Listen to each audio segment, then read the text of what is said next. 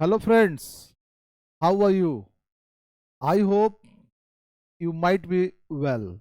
तो आइए welcome to our channel English by Akash sir. English by Akash sir channel में आपका स्वागत है।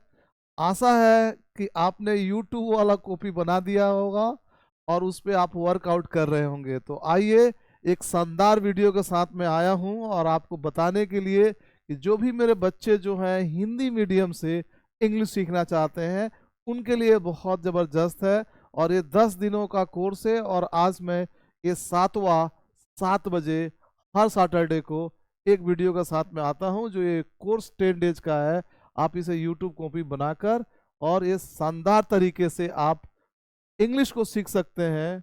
क्या? विद हिंदी। तो आज हम लोग सीखेंगे किसके बारे में? लगना के बारे में। अब लगना के बारे में आपको सीखना है तो ऐसे वाला नहीं सीखना है कि भाई आप सुंदर लग रहे हो। क्या लग रहे हो? सुंदर लग रहे हो। तुम बीमार लग रहे हो। और क्या लोग बोलते हैं तुम तो पागल लगते हो।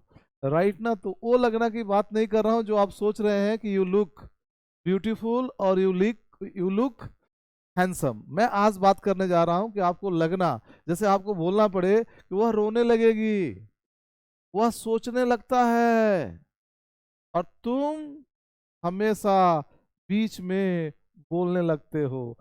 इस तरह का सेंटेंस आए लगना के लिए क्या करोगे? जब आप स्टेज पे आने लगोगे तो आप अंग्रेजी बोलने लगोगे। आप ये मत सोचो कि पूरा सीख जाऊंगा भाई मेरे तब आकर मैं बोलूंगा। नहीं, जिस दिन आप स्टेज पे आने लगोगे अंग्रेजी बोलने लगोगे। जिस दिन आप गलती करने लगोगे आप अंग्रेजी बोलने लगोगे। और गलती किससे होता है? जो करता है उसी से गलती होता है। जो करेगा ही नहीं उससे क्या गलती होता है? What if I am wrong? क्या हुआ अगर मैं गलत हूं? ये सोचिएगा तो ताकत मिलेगा और आगे बढ़ेंगे। तो आइए शुरुआत करते हैं। आप सुंदर लग रहे हो वो वाली बात नहीं, आप बक बक करने लगते हो, तुम रोने लगते हो, वह चिल्लाने लगती है, वह मेरे ऊपर झल्लाने लगती है। इस तरह से लगना का सेंटेंस आएगा तो आप क्या करेंगे?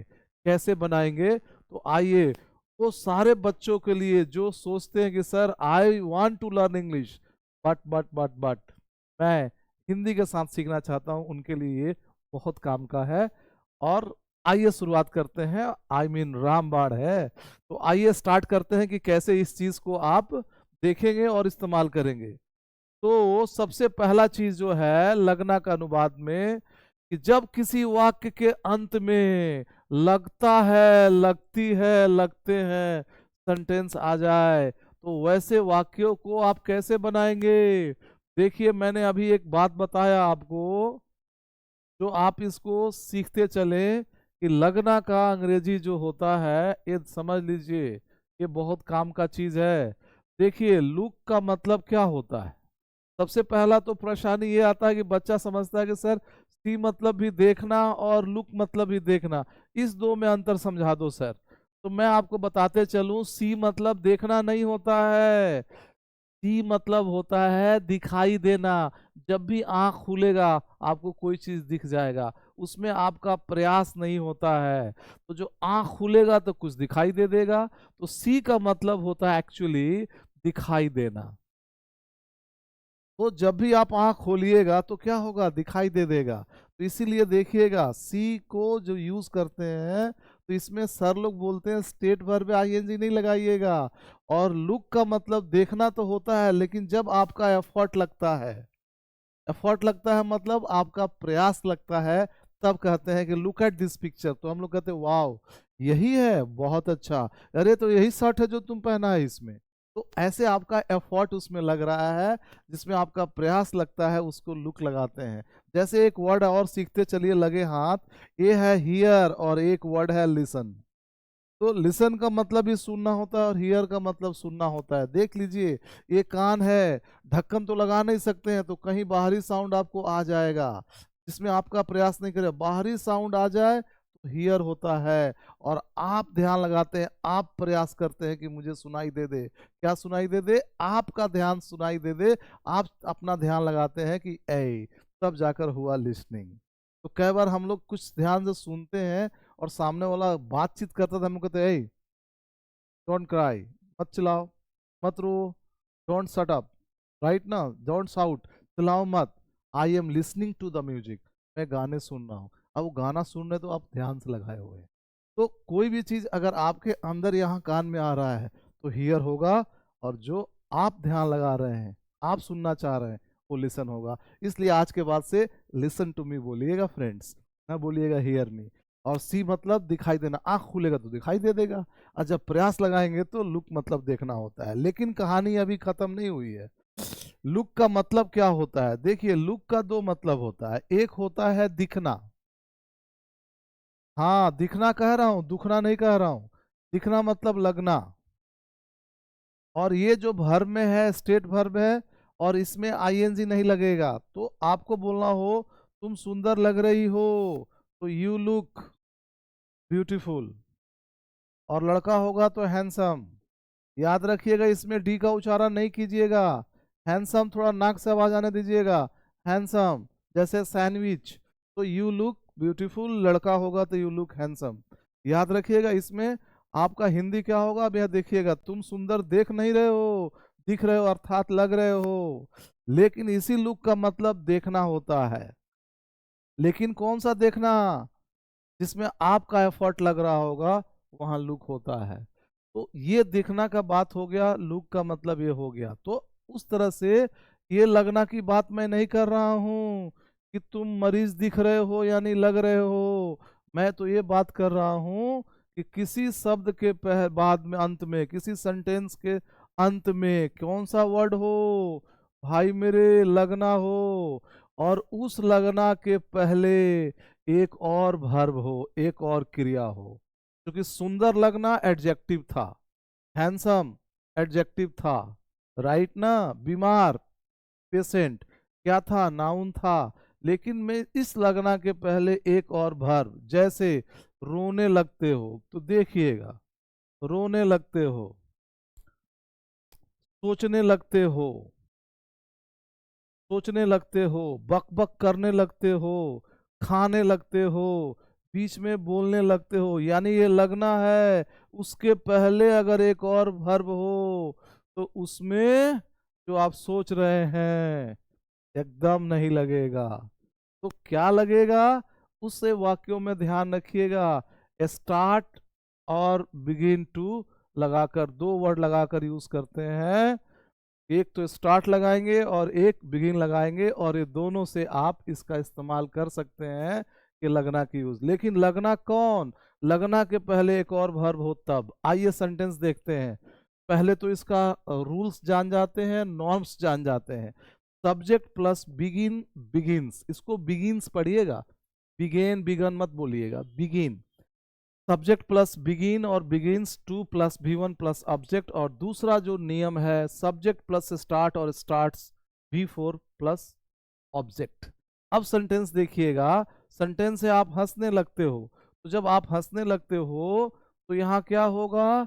यू होगा। अब ये यू हो गया। अब यू हो गया, अगर यहाँ वो हंसने लगती है तो क्या होता? सी होता, सी होता, यहाँ होगा यू। और आप समझ लीजिए, अगर आप यहाँ बिगिन लगाएंगे तो आपको क्या लगाना होगा? टू भी वन। तो यू बिगिन टू, हंसना का अंग्रेजी क्या होता है? आप चाहें तो लाफ लगा सकते हैं, आप चाहें तो स्माइल लगा सकते हैं, मुस्कुराना, अंडरस्टैंड। तो यू बिगिन टू लाफ। अगर ये रहता क्या?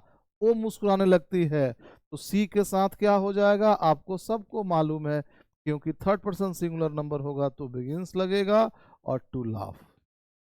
तो ये हो गया किससे? बिगिन से। अब आता है स्टार्ट से। तो यहाँ क्या करेंगे? स्टार्ट लगा दिया, परंतु स्टार्ट के बाद से टू नहीं लगता है और वर्ब का चौथा फॉर्म लगता है। तो यू स्टार्ट, और लाफ का क्या होगा? और चौथा फॉर्म लाफिंग। तो यू स्टार्ट लाफिंग कहें तो, या यू बिगिन टू लाफ कहें तो। अब थर्ड पर्सन सिंगुलर नंबर से देखिएगा, तो यहाँ हो जाएगा स्टार्ट्स, और फिर यहाँ हो जाएगा लाफिंग। तो यू स्टार्ट्स लाफिंग। तो अब देख लीजिए, तुम मुस्कुराने लगते हो जब भी मैं इंग्लिश बोलता हूँ यार, और मेरे को शर्म लगता है, मैं डर जाता हूँ और मुझे लगता है कि मैं अच्छा नहीं कर रहा हूँ। तुम हंसने लगते हो यार, मत हंसो। तुम मुस्कुराने लगते हो, मेरे को शर्म आती है तो तुम मुस्कुराने लगते हो। तो अब क्या हुआ, देखिए वही बात है, यू स्टार्ट स्माइलिंग। तुम हंसने लगते हो, यू स्टार्ट लाफिंग। और कई लोग जहां बोलना शुरू करता है तब तक उसका दोस्त बीच में टोकने लगता है। टोकना का अंग्रेजी होगा क्या होगा, जरूर लिख लीजिए, बहुत बोलचाल में आता है। नोक मतलब टोकना भी होता है और मिलना भी होता है। तो यू स्टार्ट नोकिंग मी, यार मेरे को टोकने लगते हो, मैं फिर हिम्मत हार जाता हूँ और मेरा मनोबल गिर जाता है, मोराल गिर जाता है। तो याद रखिएगा, ऐसे सेंटेंस देखिएगा यहाँ गौर से, ये लगना है और लगना के पहले देखिएगा हंसना। यानी वाक्य के अंत में लगना हो और उस लगना के पहले हंसना हो, यानी वर्ब हो तो उसमें बिगिन लगेगा, स्टार्ट रहेगा। दोनों तरह से बना सकते हैं और ये बोल चाल में भर भर कर आता है, रोज दिन आता है। अरे क्या बताऊं, उठावना की तरह आता है। तो इसको थोड़ा सा ध्यान रखिएगा। और आइए हम देख लेते हैं, यू बिगिन टू स्माइल, और स्टार्ट से बना लेते हैं, यू स्टार्ट स्माइलिंग। आशा है समझ गए होंगे। निगेटिव तो आप जानते ही होंगे, क्योंकि डोंट लगेगा और डजंट लगेगा, थर्ड पर्सन सिंगुलर नंबर होगा। तो आइए अब आगे बढ़ते हैं फ्रेंड्स, कि क्या होगा अगला सेंटेंस। अब समझ गए होंगे, वह रोने लगती है। तो आप बताइए, अब आपका बारी है। वह आ गया तो वो के अंग्रेजी शी हो गया, और बिगिन एस क्यों लगा है आप बताइए। आपको पता है कि आपको पता है, राइट ना। और सी स्टार्ट्स क्राइंग, वो रोने लगती है और वो हंसने लगती है। देखिए थोड़ा सा शॉर्ट कट नहीं है सर, थोड़ा सा देख लीजिए।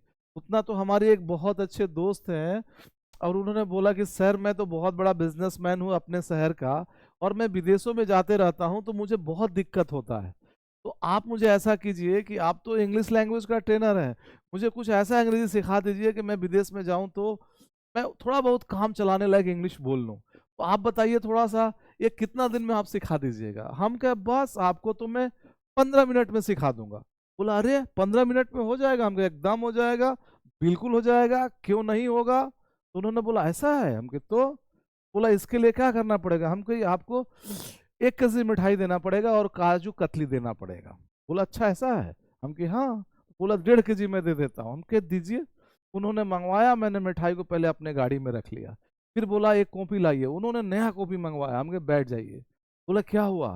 बोला बैठ जाइए मैं सिखाता हूँ। बोला क्या बताइए। हम कहे देखिए, आप विदेश जा रहे हैं, कहीं भी आपसे किसी को धक्का लग जाए तो बोला तो सॉरी बोलिएगा, SORRY, 1 पेज में मैं लिख दिया। बोला ये तो ठीक है, ठीक है, कोई दिक्कत नहीं है।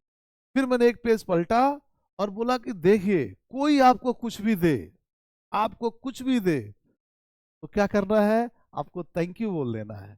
बोला क्या बोलना है? थैंक यू बोल देना है। और वो थैंक यू अगला पेज पे मैंने लिख दिया। बोला इसको थैंक यू बोल देना है। बोला और, बोला और कोई भी चीज आप खरीदने जाइएगा विदेश में, बोलिएगा डिस्काउंट प्लीज। बोला हाँ। बोला ऐसा है? हम कहे यस। तो बोले डिस्काउंट बड़ा सा लिख दिया। अब फिर बोला कि ठीक है डिस्काउंट कराएंगे। अब पूछना हो कि खरीदना है तो हम कहे दाम पूछना है। चौथा सीख लीजिए, हाउ मच पूछिएगा, आगे मत बोलिएगा, कहिएगा हाउ मच। बोला इतना से हो जाएगा? हम कहे एकदम हो जाएगा। तो हाउ मच मने कितने दाम का है। बोला और, हम कहे बस 1.5 केजी में और कितना। यही 4 शब्द जो है आप रट लीजिए।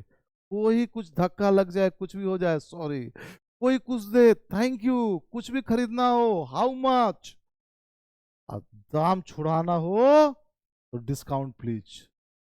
और मजे की बात है, वो गए घूम घाम कर आए तो बोला कहा जी, बोला कहा है, आपका जो सिखाया हुआ चीज था वो बहुत अंग्रेजी काम आया। हम कहे तो ठीक है, 1.5 केजी और तैयार रखिएगा, फिर एक बार सिखा देंगे। बोला कि ना ना, अब हम नहीं सीखेंगे, हम इतना काफी सीख लिए हैं। तो मेरा कहने का मतलब, देखिए अगर आपको अंग्रेजी चाहिए और किस लेवल का चाहिए मुझे नहीं पता।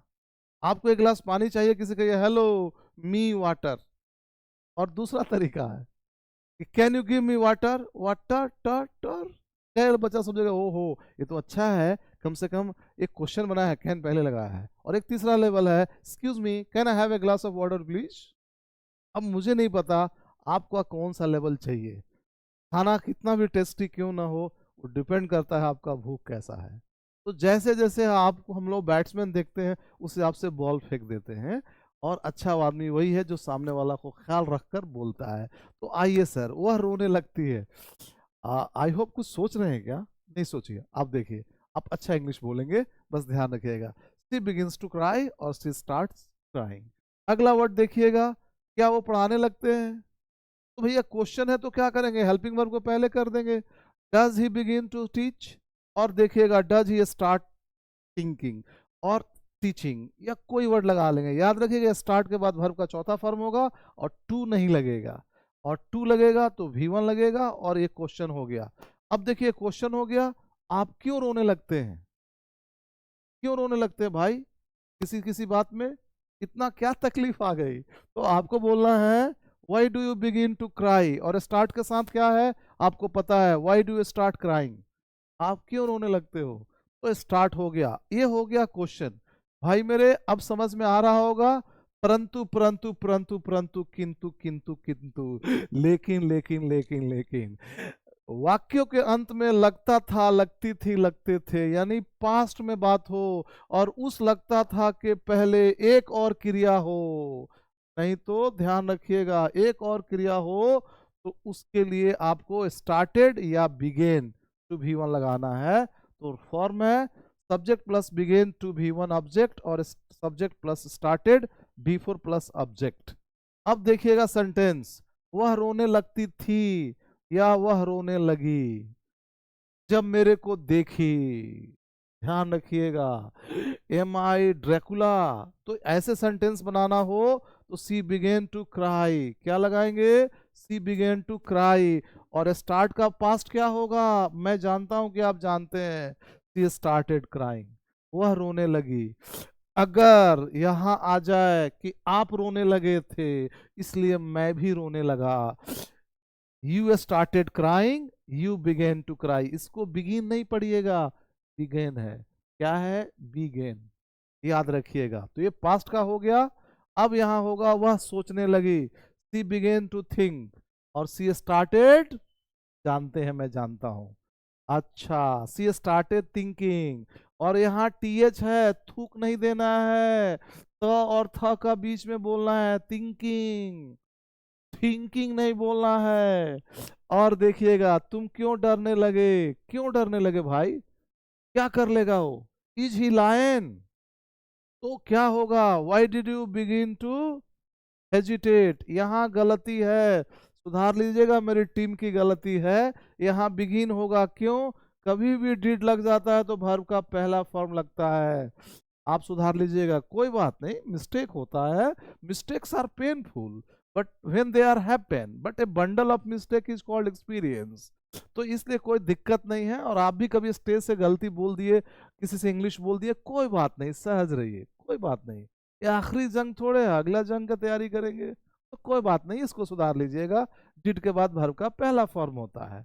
Y did you start hesitating, यहाँ सही है, देखिए स्टार्ट V1 है, स्टार्ट हेजिटेटिंग, स्टार्ट के साथ वर्ब का चौथा फॉर्म और टू के साथ V1 लगता है, आप समझ गए होंगे, तुम क्यों डरने लगा।